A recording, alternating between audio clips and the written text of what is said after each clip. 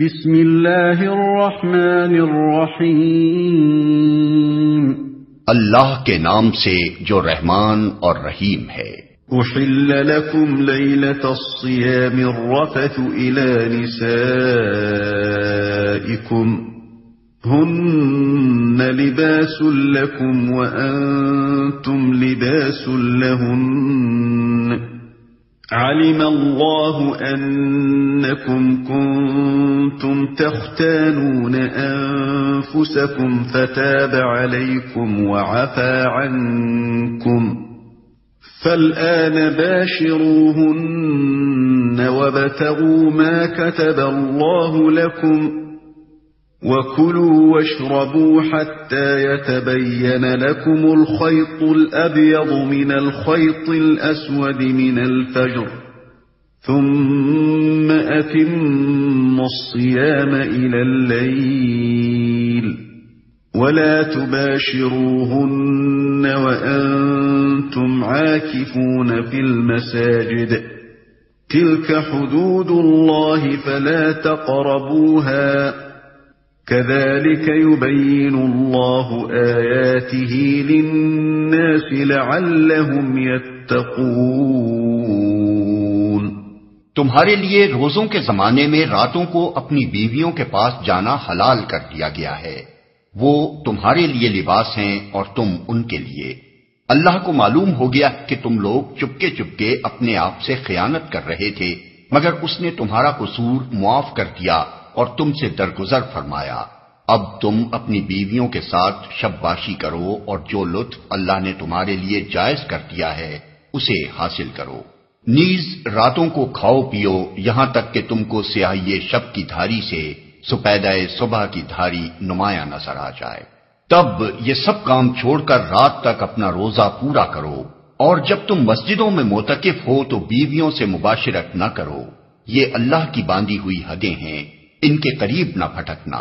اس طرح اللہ اپنے احکام لوگوں کے لیے بصراحت بیان کرتا ہے، توقع ہے کہ وہ غلط رویے سے بچیں گے۔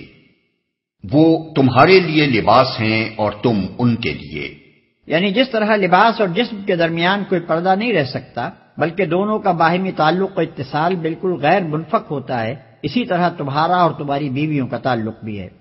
جو لطف اللہ نے تمہارے لیے جائز کر دیا ہے اسے حاصل کرو۔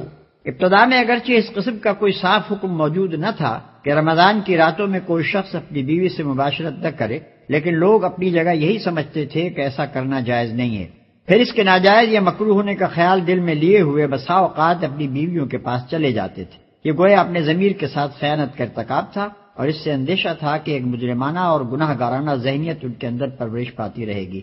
اس لیے اللہ تعالیٰ نے پہلے اس خیانت پر تنبیہ فرمائی اور پھر ارشاد فرمایا کہ یہ فعل تمہارے لیے جائز ہے، لہذا اب اسے برا فعل سمجھتے ہوئے نہ کرو بلکہ اللہ کی اجازت سے فائدہ اٹھاتے ہوئے قلب و ضمیر کی پوری طہارت کے ساتھ کرو۔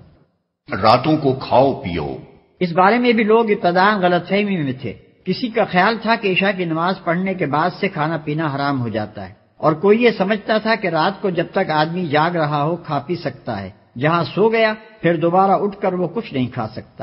یہ احکام لوگوں نے خود اپنے ذہن میں سمجھ رکھے تھے اور اس کی وجہ سے بسا اوقات بڑی تکلیفیں اٹھاتے تھے۔ اس آیت میں انہی غلط فہمیوں کو رفع کیا گیا ہے۔ اس میں روزے کی حد طلوع فجر سے لے کر غروب آفتاب تک مقرر کر دی گئی، اور غروب آفتاب سے طلوع فجر تک رات بھر کھانے پینے اور مباشرت کرنے کے لیے آزادی دے دی گئی۔ اس کے ساتھ نبی صلی اللہ علیہ وسلم نے سحری کا قاعدہ مقرر فرما دیا تاکہ طلوع فجر سے عین پہلے آدمی اچھی طرح کھا پی لے، سپیدہ صبح کی دھاری نمایاں نظر آ جائے۔ اسلام نے اپنی عبادات کے لیے اوقات کا وہ معیار مقرر کیا ہے جس سے دنیا میں ہر وقت ہر مرتبہ و تمدن کے لوگ ہر جگہ اوقات کی تعین کر سکیں۔ وہ گھڑیوں کے لحاظ سے وقت مقرر کرنے کے بجائے ان آثار کے لحاظ سے وقت مقرر کرتا ہے جو آفاق میں نمایاں نظر آتے ہیں۔ مگر نادان لوگ اس طریقے توقیت پر عموماً یہ اعتراض کرتے ہیں کہ قطبین کے قریب جہاں رات اور دن کئی کئی مہینوں کے ہوتے ہیں، اوقات کی یہ تعین کیسے چل سکے گی؟ حالانکہ یہ اعتراض دراصل علم جغرافیہ کی سرسری واقفیت کا نتیجہ ہے۔ حقیقت میں نہ وہاں 6 مہینوں کی رات اس معنی میں ہوتی ہے اور نہ 6 مہینوں کا دن جس معنی میں ہم خط استوا کے آس پاس رہنے والے لوگ دن اور رات کے لفظ بولتے ہیں۔ خواہ رات کا دور ہو یا دن کا، بہرحال صبح و شام کے آثار وہاں پوری باقاعدگی کے ساتھ افق پر نمایاں ہوتے ہیں، اور انہی کے لحاظ سے وہاں کے لوگ ہماری طرح اپنے سونے جاگنے اور کام کرنے اور تفریح کرنے کے اوقات مقرر کرتے ہیں۔ جب گھڑیوں کا رواج عام نہ تھا تب بھی فن لینڈ، ناروے اور گرین لینڈ وغیرہ ملکوں کے لوگ اپنے اوقات معلوم کرتے ہی تھے، اور اس کا ذریعہ یہی افق کے آثار تھے۔ لہذا جس طرح دوسرے تمام معاملات میں یہ آثار ان کے لیے تعین اوقات کا کام دیتے ہیں، اسی طرح نماز اور سحر و افطار کے معاملے میں بھی دے سکتے ہیں۔ رات تک اپنا روزہ پورا کرو۔ رات تک روزہ پورا کرنے سے مراد یہ ہے کہ جہاں رات کی سرحد شروع ہوتی ہے وہیں تمہارے روزے کی سرحد ختم ہو جائے، اور ظاہر ہے کہ رات کی سرحد غروب آفتاب سے شروع ہوتی ہے، لہذا غروب آفتاب ہی کے ساتھ افطار کر لینا چاہیے۔ سحر اور افطار کی صحیح علامت یہ ہے کہ جب رات کے آخری حصے میں افق کے مشرقی کنارے پر سفیدہ صبح کی باریک سی دھاری نمودار ہو کر اوپر بڑھنے لگے تو سحری کا وقت ختم ہو جاتا ہے، اور جب دن کے آخری حصے میں مشرق کی جانب سے رات کی سیاہی بلند ہوتی نظر آئے تو افطار کا وقت آ جاتا ہے۔ آج کل لوگ سحری اور افطار دونوں کے معاملے میں شدت احتیاط کی بنا پر کچھ بیجا تشدد برتنے لگے ہیں، مگر شریعت نے ان دونوں اوقات کی کوئی ایسی حد بندی نہیں کی ہے جس سے چند سیکنڈ یا چند منٹ ادھر ادھر ہو جانے سے آدمی کا روزہ خراب ہو جاتا ہو۔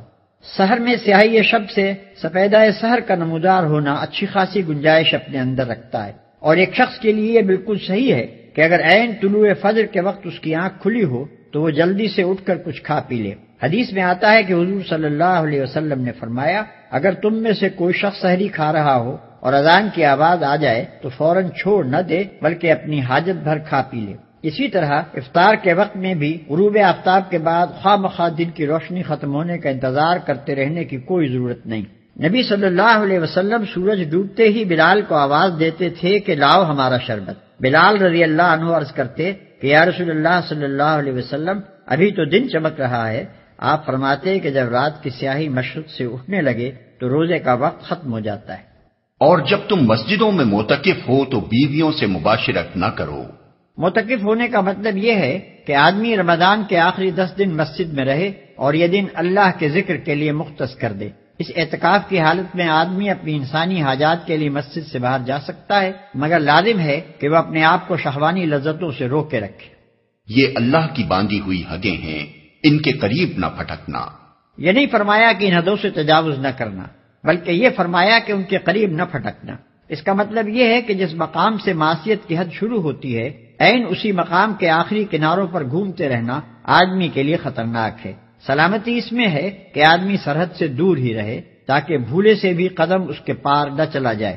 یہی مضمون اس حدیث میں بیان ہوا ہے جس میں نبی صلی اللہ علیہ وسلم نے فرمایا کہ ہر بادشاہ کی ایک حما ہوتی ہے، اور اللہ کی حما اس کی وہ حدیں ہیں جن سے اس نے حرام و حلال اور طاعت و معصیت کا فرق قائم کیا ہے۔ جو جانور حما کے گرد ہی چرتا رہے گا، ہو سکتا ہے کہ ایک روز وہ حما کے اندر داخل ہو جائے۔ افسوس ہے کہ بہت سے لوگ جو شریعت کی روح سے ناواقف ہیں ہمیشہ اجازت کی آخری حدوں تک ہی جانے پر اصرار کرتے ہیں، اور بہت سے علماء و مشائخ بھی اسی غرض کے لیے سندیں ڈھونڈ ڈھونڈ کر جواز کی آخری حدیں انہیں بتایا کرتے ہیں تاکہ وہ اس باریک خط امتیاز ہی پر گھومتے رہیں جہاں اطاعت اور معصیت کے درمیان محض بال برابر فاصلہ رہ جاتا ہے۔ اسی کا نتیجہ ہے کہ بکثرت لوگ معصیت اور معصیت سے بھی بڑھ کر ضلالت میں مبتلا ہو رہے ہیں، کیونکہ ان باریک سرحدی خطوط کی تمیز اور ان کے کنارے پہنچ کر اپنے آپ کو قابو میں رکھنا ہر ایک کے بس کا کام نہیں ہے۔